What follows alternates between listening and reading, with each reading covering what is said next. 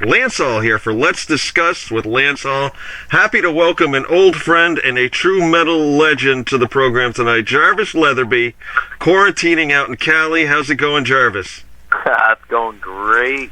I got to tell you, when I think of metal, I think of you. Oh, dude, that is so awesome, man. You know, we go back to the early days of Night Demon, and now we're getting to talk about one of the more legendary names in metal that you're a part of. Got a new album coming out, talking about Cirith Ungol. Yeah, Forever Black. Yeah, the first record in 29 years from the band. It's coming out April 24th on Metal Blade Records. I hope it's coming out that day. No, it will. Everything's still on schedule. We got it in on time right before all this and got everything all pressed up. So it's looking good. But yeah, I mean, it's an interesting thing. You know, I didn't think the band would. I mean, when I reunited the band, I wasn't really trying to get them to do another record. I actually didn't want them to, because we all know how that goes. You know, like old guys always try and be current and hip, and it's like, dude, no. Especially when you've been gone for 3 decades. Like, I think the fans, even if they're younger, you know, even if they're a new generation of fans, they still want to hear you just be you. You know, be yourself. You know. Yeah, exactly. But you know, that's rare with it.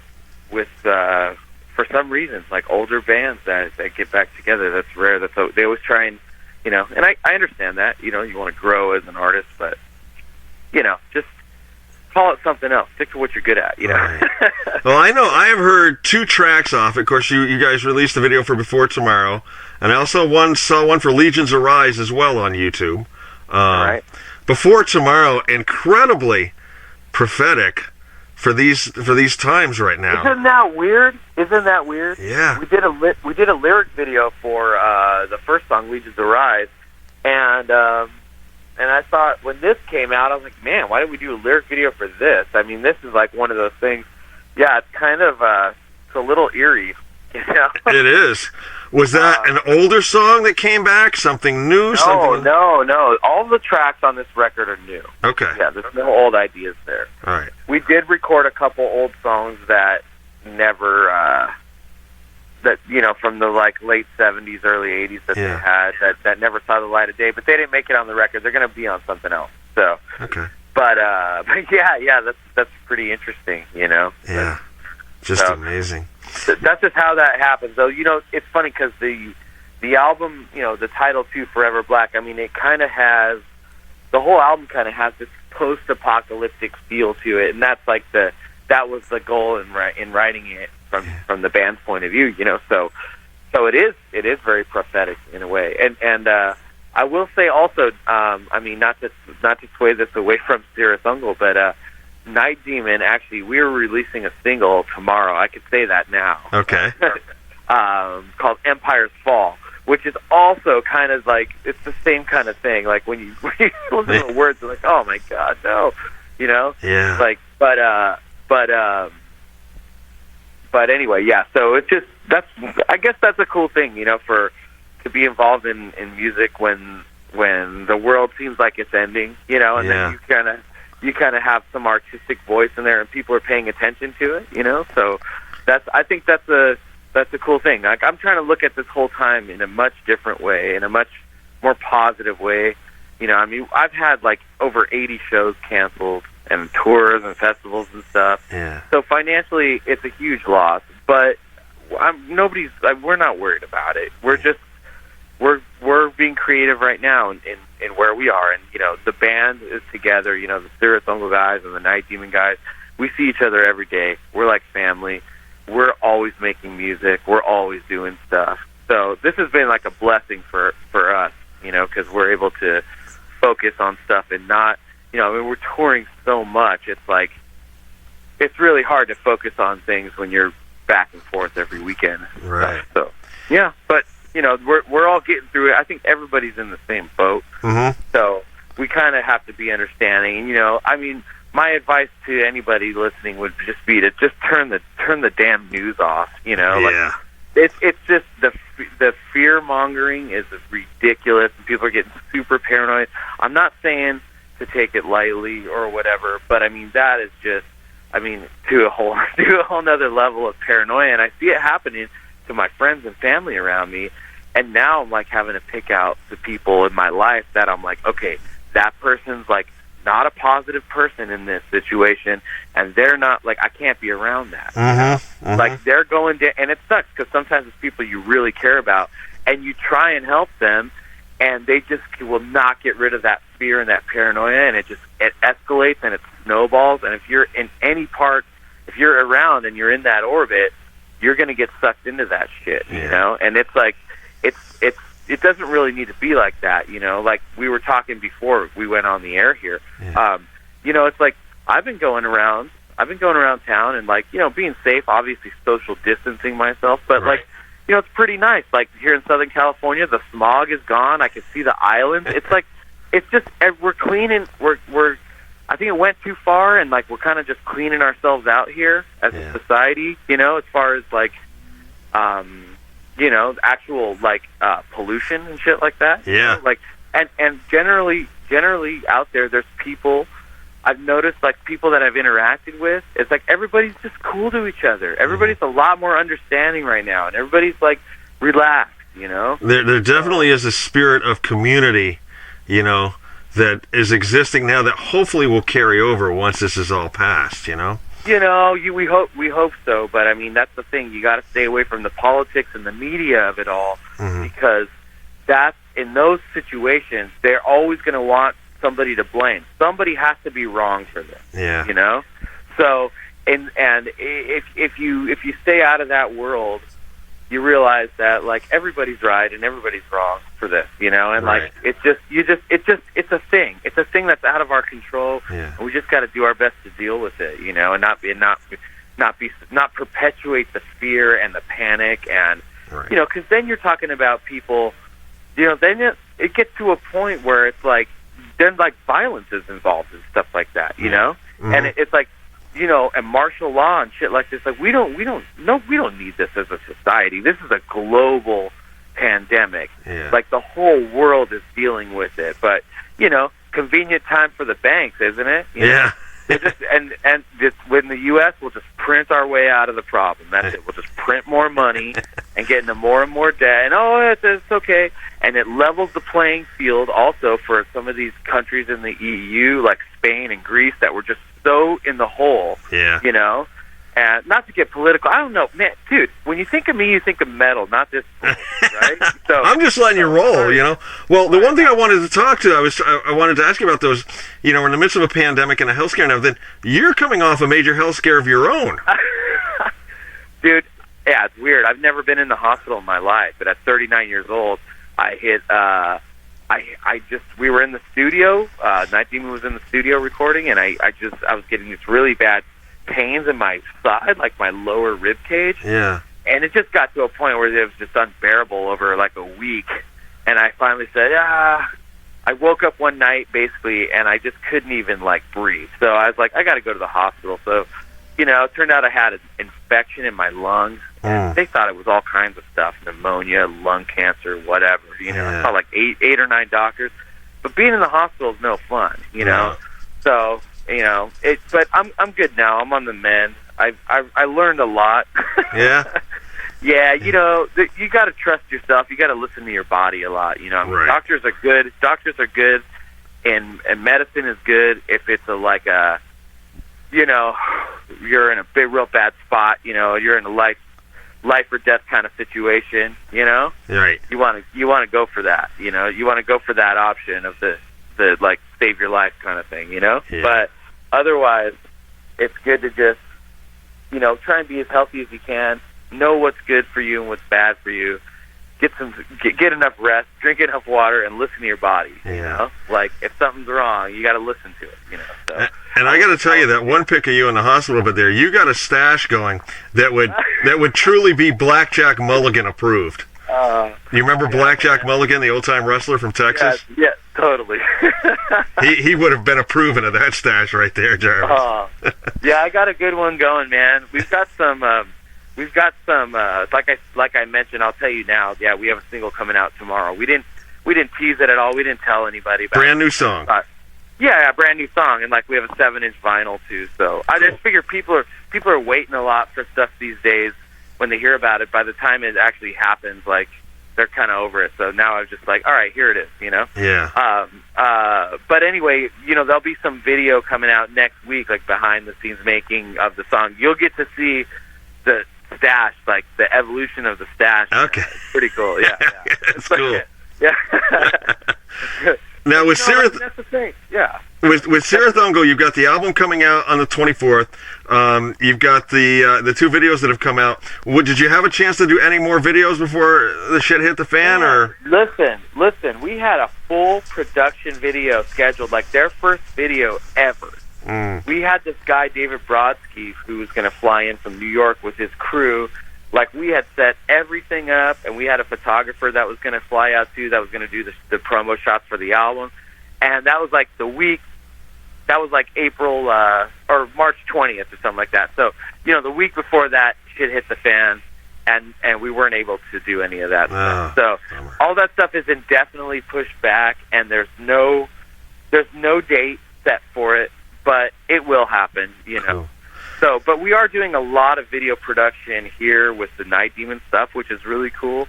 We're fortunate enough that we hired a crew early enough that we like basically have them on a retainer for this year, that we're able to do a lot of stuff and have them out here. And you know, we're surrounding ourselves around each other all the time. Sure. We've been to multiple countries recently and everything, and like, we're not sick. We're cool. Like, we're not out there spreading shit around, but like, we have, you know, our camera guys too. Like, we just spend a lot of time with them. So like, we've got our own little clique here, and everybody seems to be doing okay. Very, very, very cool. How does it feel? You know, I sort of got two questions here. I mean, obviously, Cirith Ungol was a huge influence on you going into Night Team and everything. How does it feel to be up on stage with these guys now? You know what? To be honest, they weren't that big of an influence on me musically. They were more of an influence on me just because they were the only like metal band ever from the town I was from. Okay. You know? So like, musically, I never really liked them. Oh, okay. It's always just too weird. And you know, I don't know, maybe it was a generational thing too, because at the time, you know, like when I got into heavy metal seriously, I was maybe 12 years old, and it was like 1991. So I was like, I wanted all my metal to sound like the Black Album, you know? And I would hear Cirith Ungol because they're, you know, you buy their like first LP. It was like notoriously in every dollar bin around town, like in every record store and every like thrift store, whatever. There'd always be a copy of Frost and Fire on vinyl, like in the dollar bin. All right, right next to the Uriah Heep. Yeah, exactly. And now those records are like $80 for pressing. You know, it's like, what? But so, you know, I just like listening to that. I'd be like, yeah, no wonder these guys are from my town, of my nowhere town, because they're not, you know, they suck. You know, like, you know, like, this sounds like shit. You know, what's going on with this guy's voice? This production sucks. No wonder they didn't make it, right? That was my young juvenile mind. Then I started to get into it over the years, you know? Yeah. And actually, like, I kind of knew the guys, and we were friends before I was even a big fan. But over the years, once I started to understand, and once I started living the story, that was the crazy part, you know? Once I started living the story of it, like being in the movie, then I had a far greater appreciation, you know? So now it's like being on stage, like, I had known the songs. I had known the classics, you know? Right. Underground classics. So it's weird. For me, being on stage, it goes by really, like, kind of in a whirlwind for me, because I'm up there, like, my position on stage is to play bass, sing the backing vocals, like, rock out, but I'm also, like, the traffic director. So like, I'm always pointing at the guys, like, hey, you're coming up. Like, you know, here's your guitar solo, or to the drummer, like, okay, hey, dude, here we go. This spot's coming up. Don't mess this up. Right. You know? So that's kind of my thing. I'm just the orchestrator of the whole thing, you know? And it's like, you know, I got to make sure people sneak stuff on stage, like they're wearing some lame shirt or something, and I'm like, no. The fashion coordinator as well. Yeah, well, come on, you know, like I said, like, a lot of times old guys, they just, like, they don't get it, man. Yeah. They're like, look at my cool new rocker shirt. I got on the rockstar.com, it's like, no, dude, no. Too funny. So, good stuff. You do have a lot of stuff on a Facebook page, a Cirith Ungol Facebook page. You can go to the merch section there. You got a ton of packages and different colored vinyls and the whole 9 yards right there. Yeah. It's getting ridiculous, this whole, but it's all about it, merchandising, it's like the Gene Simmons set us all up for this stuff, so, but yeah, no, we have all kinds of cool pre-orders for the album, and we have a bunch of classic stuff on our merch site. So we got a lot of cool stuff. Is the European base as rabid about this as they usually are about items like this? Oh yeah. They're like, without them, this band doesn't exist. Yeah. Like, it just doesn't. Like, sorry, no offense to the U.S. U.S. has a lot of metal fans, and they're very loyal. I think there's probably just as many metal fans in the U.S. as there are in Europe. We're just a bigger country, and it's more widespread. Yeah. But Cirith Ungol wouldn't survive without Europe. Yeah. Like, there's just no way. It's just, you got young, hot chicks in Europe that love these guys, and it's like, that would never happen here. Yeah. It's like, why are they not here? Dude, here they're just a bunch of old gross dudes in their 60s, Yeah. In Europe, for some reason, there's like hot chicks, and they got tattoos, and they're like all flashy and stuff, and they're like, we love you. Like, what? So I guess, good for those guys. Yeah. I hope when I'm their age, I got something like, I could say something like that. It gives you something to look forward to, doesn't it? Yeah, I hope so. They'll be rolling you out, you'll be doing a Night Demon show, you'll be in the wheelchair, and the hot chicks will be right in the front, Well, they're not born yet, so. There you go, yeah, yours are coming. Yours are on order, Oh, God. But good times. So, with the Cirith Ungol's coming out, obviously, videos, tours, and all that is all on hold. You got the Night Demon coming out. This is really, like you said, such a creative process where you can slow things down a little bit. You're not on the road. You can concentrate on everything. So, I think it's going to be a pretty fruitful time for music, Yeah, I hope so. It definitely has been so far, but, it's kind of weird running your own business. Like, there's two sides to this thing. Like, some people I know, like, they've been working at the same job for 15 years, and they like their job, but now they're home, and, like, they can't do anything for their job because they have some big corporate job, and the company's even like, we're going to shut down your email for a month. It's like, what? Yeah.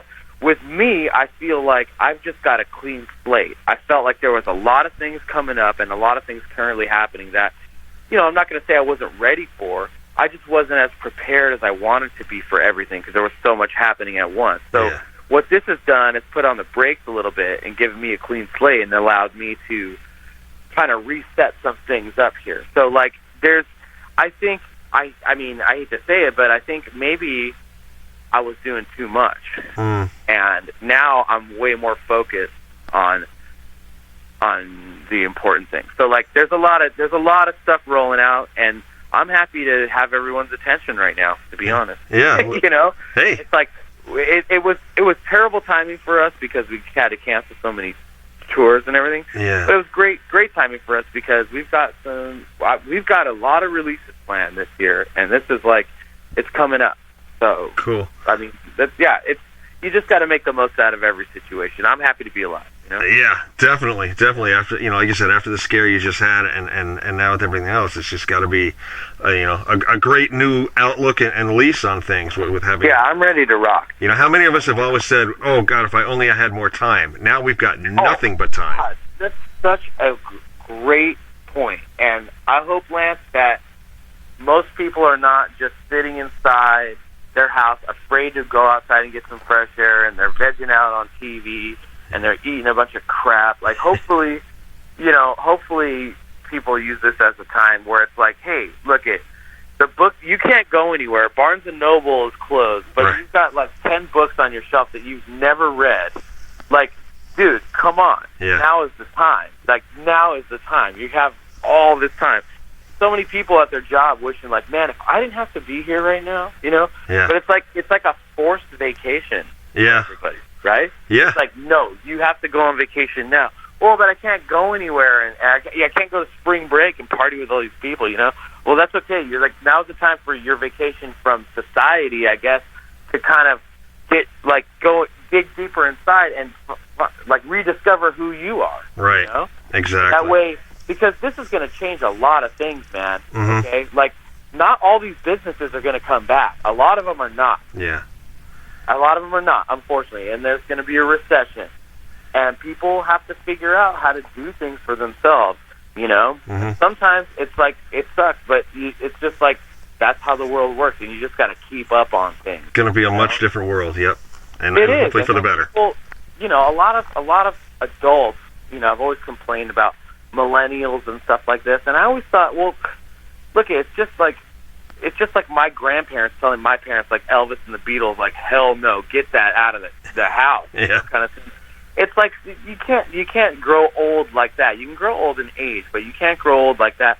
I mean, some of these kids, there's like an 8-year-old kid that like makes $24 million a year on YouTube, like showing his toys. Yeah, like, dude, he figured that out. Right. You know, like, so whatever. You know, he doesn't need to know how to mow the lawn because he can pay for a gardener. Right. Like, yeah. Anyway, again, I hate to bring it back to the politics of it all. Man. Right. Life is good, and music is good, and this is the reason why I do what I do for times like this. There's a ton of inspiration here with all this. Yeah. You're just like, man, like when you've been in your life, like, you know, my generation is the first generation that really like never had to go to war ever. Yeah. You know, like wasn't even in the conversation of that, you know. And then there's like something happens in your life where it's like, well, this is, you know, people keep using the word unprecedented and stuff like this, you know.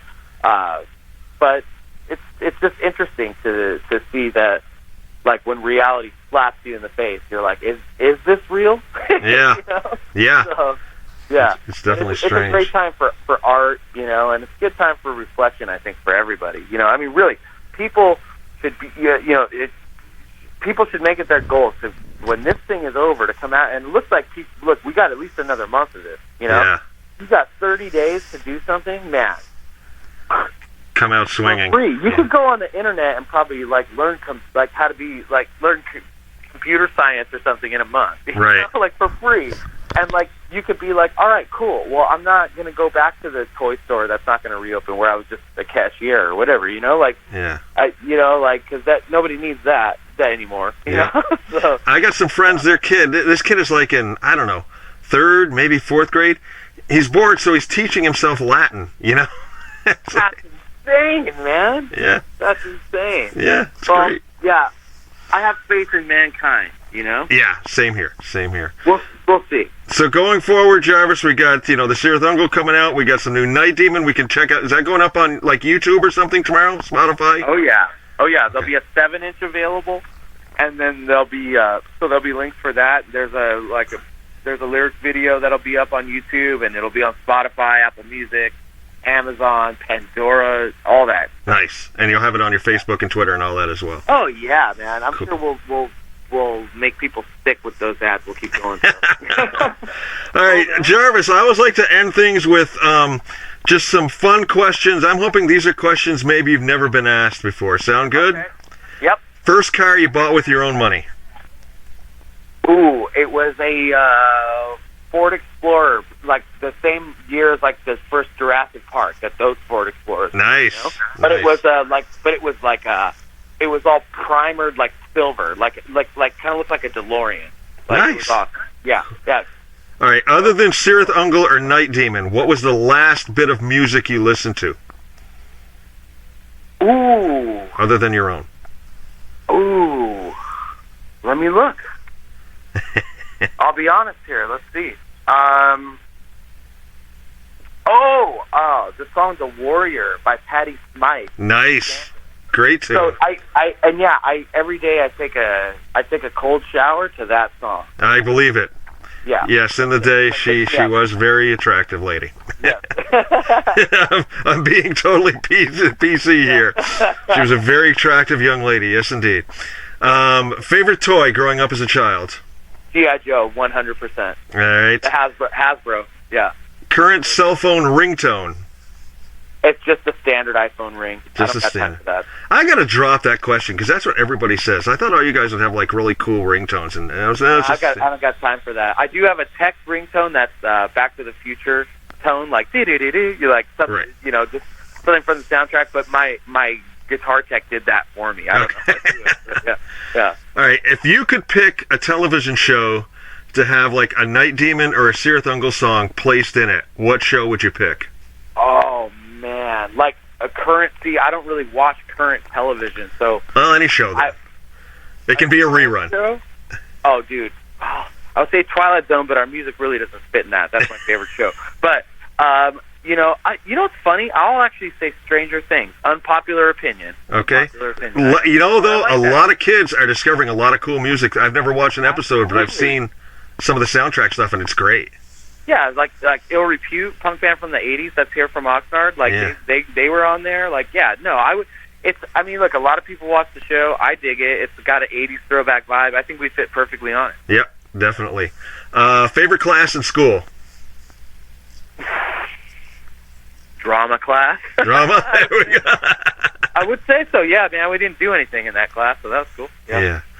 Would you rather have the power to be invisible or to read minds? Man, read minds. Read minds? Absolutely. Okay. All right, now I know I mentioned Blackjack Mulligan. Favorite old school wrestler? Ooh, funny. I kind of like, Undertaker, but I don't know how old school he is. Yes. Like, he dips into like 3 different eras. Yeah, he's transcended time. Yeah, but I would have it. I'm gonna cheat here, and I'm gonna go with the tag team, the Demolition. Oh yeah. I'm gonna go with them when they were a 2 before they had the third guy, the big guy. Right. Old school Demolition with Mr. Fuji as the manager. There you go. That's my iconic ultimate, and then the theme song they have on there too. So here come the smasher, disaster. That's gonna be it for me, man. All right, and as you can hear, my dog approved of your choice. Yeah, thanks. Let's see, last one, and this is the one we always have the most fun with, and I was asking this long before all the biopics came out. If you could pick an actor to play you in a movie of your life, who would you pick? And it's your life, your movie, you can pick anybody. Mickey Rourke. Mickey Rourke? Yep. Be perfect. Perfect. I can see that. Just to get us back to music, Jarvis, of course, you're doing bass and background vocals with Cirith Ungol, but as Night Demon, you're a front man. Let me do a two-phase question here. With Night Demon, you play bass and sing. Do you consider yourself a bass player who sings or a singer who plays bass? A bass player who sings. Bass player first?